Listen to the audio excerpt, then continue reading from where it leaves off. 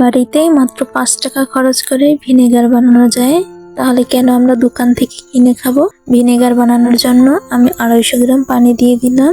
পানিটা গরম হলে আমি একটা লেবুর অর্ধেকটা দিয়ে দিব। লেবুটাকে ভালোভাবে চেপে রস বের করে দিতে হবে। লেবুর বিচি পড়লেও কোনো সমস্যা নেই, এটাকে আমরা পরে ছেঁকে নিব।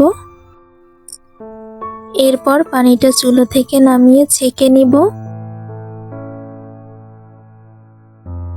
পানিটা ছেঁকা হয়ে গেলে এর ভিতরে আধা চা চামচ লবণ দিয়ে দিব। এটাকে ভালোভাবে নেড়েচেড়ে মিশিয়ে নিব। এরপরে দিয়ে দিব 1 চা চামচ টক লবণ। এটা যে কোনো মুদিখানা দোকানে 5 টাকাতেই পেয়ে যাবেন। আমার ভিনেগার বানানো রেডি। এটাকে সংরক্ষণের জন্য আমি একটা প্লাস্টিকের বোতলে ঢেলে নিব।